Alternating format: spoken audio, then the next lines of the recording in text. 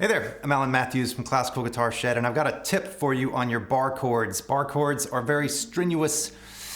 They can really tire out your hands, so I've got a tip on how you can conserve your energy and make these easier to play in your pieces of music. If you enjoy this, please subscribe to this channel. Be sure to click the little bell for notifications. Great, so if you already know how to play a bar chord, then you may be aware that these things can tucker out your hands really, really fast. They can take a lot of strength, especially some pieces have a ton of them in there, and so it can really get difficult and your hand can cramp up, meaning that when you don't even have a bar chord, your fingers are very tired and stiff, and so you can make mistakes even away from the bar chords because of the bar chords. And so how do we make these easier to play? The first thing that you can look at is which notes are actually needing to play. So for instance, this is an E-shaped bar chord, I'm playing it on the second fret, so it's just an F-sharp major chord as a bar chord right here. And so if we look at this is one of the most common bar chord shapes. And so if you're just starting out playing bar chords, what you're gonna do is you're gonna just clamp on that first finger really hard, and then you're gonna put these other fingers on there. And that's great because that's what you should be doing. Except, if you look at this, we don't need all these strings to be barred. We only need 3 of them to be barred because our fingers are playing the other strings. So we need this low string. We definitely need to hear that. But we don't need to bar the 5th, the 4th, or the 3rd string. And then we need to bar the 1-2 string. So really all we need is the 6th string, the 2nd string, and the 1st string.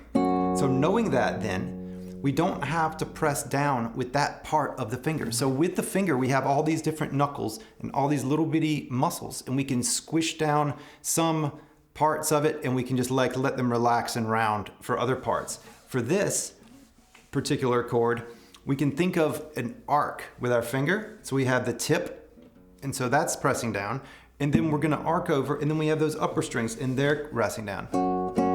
But these interior strings might not be barred at all. So if we needed to hear those, they would sound like trash. But those are sounding nice, but these are not. So we're making an arch with the finger and only pressing some of the strings. This saves some of the muscles in the middle of the finger from clamping down, and so we don't need to press that tip joint down necessarily to get those other ones. So every note doesn't need to be played because that's more strenuous. Then we just put those other 3 fingers in. We've got a beautiful clear bar chord. And so one of the ways to go wrong here is to be really barring the strings that don't need to be barred because you're not playing them anyway. Another example, let's just move over one string and play this B chord here. So let's say we've got this chord and we're not playing the 4th string. So we just have 5th string and then 2, 3, 1 on the strings, or 3, 2, 1. For this, we only need the bottom and the top. And so we can really just play those and then put in the fingers. Now, what if we were playing this one?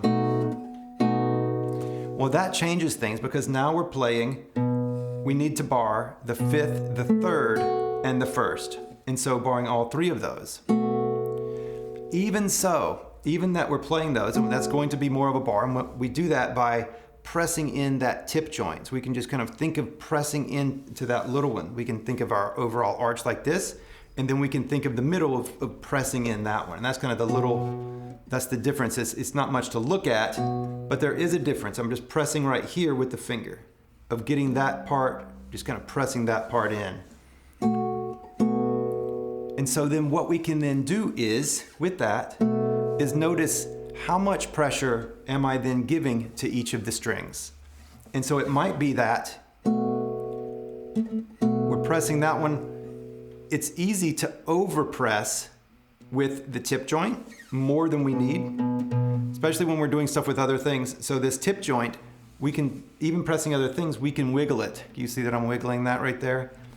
So that can be pressed a little bit or it can be pressed a lot. Same thing on this back one over here. How much does it need to be pressed? And are you pressing it enough but not too much? And that is something to take a look at, of how much pressure do I need for each point on this bar?